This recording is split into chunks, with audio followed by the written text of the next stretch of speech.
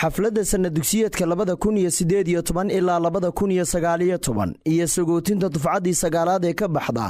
dugsiyada jiil aljadiid ee magaalada Hargeysa ayaa munaasabad loogu qabtay hotelka ee magaalada Hargeysa waxaana munaasabadani goobjoog ahaa madax dhaqameed waalidiin marti sharaf maamulka macallimiinta iyo boqolaal kamid ah ardayda wax ka barata dugsigaasi ugu horreyn waxa halkaasi ka hadlay maamulaha dugsiga jiil aljadiid Maxamuud Xuseen Muuse oo ka warramay ujeedada xafladani xafladeenan maanta ujeedadeedu waxay tahay in aynu ku furno sanad dugsiyeedka 2018 ilaa 2019 sidoo kale iyana waxaynu sagooteynaa 58 arday oo sanadkan dhamaystirtay fasalladii 8aad oo ay ku jiraan 6 arday oo kaalmaha ugu horeeya ee muhiimka ka galay imtixaankii shahaadiga ah ee sanadkan ay qaaday dalada waxbarashada ee qarnul ifriiqi waxa iyana aynu halkan ku maamuusaynaa 48 arday oo fasalladoodii u galay kaalmaha koobaad labaad iyo saddexaad waxa iyana jooga oo xusid mudan oo goobjooga arday intaa ka badan oo ku qanacsan in guusha iyo dadaalka iyo nasiibka intaba loo siman yahay oo halkan u yimi inay ardayda ka shidaal qaataan oo sanadada soo socda ayaguna awoodooda sidan oo kale ay u muujiyaan si loo maamuuso maadaama aan guusha iyo dadaalka iyo nasiibka toona la kala lahayn sidaan hore u sheegay ilaahay subxaanahu wa ta'ala waxaan ka rajaynayaa cid kastoo xafladan lagu soo sharaftay in ilaahay subxaanahu wa ta'ala uu ka abaaliyo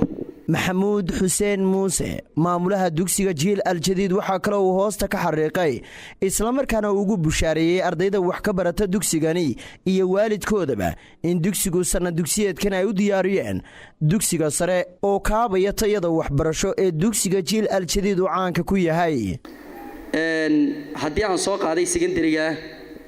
waxaan jeclaan lahaa waalidiinta waxaan jeclaan lahaa sida carruurtii noogu aaminteen primary-giiba carruurtii imika marxataa ka tiinay nagu dayacmin intay primary-ga joogeen markay marxaladda secondary-ga ay noqotana waalidka iyo ardaydaba waxaanu ka rajaynaynaa inay iskuulkooda aaminaan oo iskuulka ay nala dhisaan jiilul jadiid bicida nala dhistay waa ardaydii markaa ku jirtay iyo waalidiintii markaa joogay sida ilaahay subxaanahu wa ta'ala aanu noogu fashilin marxaladii hoose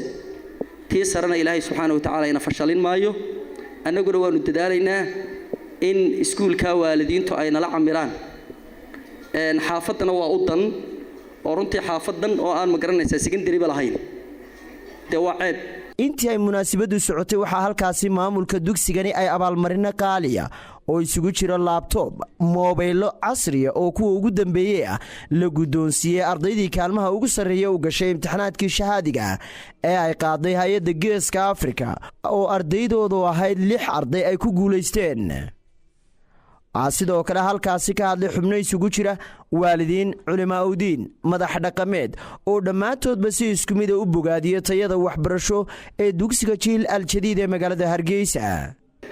marka waxa weeye ardayda dadaalka muujisay ee kaalmaha hore gashay waa hambaliyeynayna dugsiga waxaan oran lahaa maanta waynu ku faanana alxamdulillah waa faan waynu ku faanana horta dugsigan maanta sharaf iyo qiimuhu ilaahay galiyo intaasaa bulshadii wax laga bedelay war dalkan iyo dadkan macallinka tan sameeyay maamulkani ma waxbuu taray mise waxbuu yeelay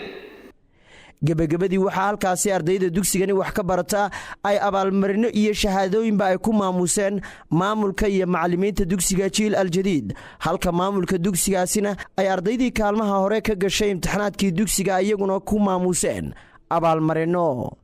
maxamed cabdi qalinle telefishinka caalamiga bulsho Hargeysa.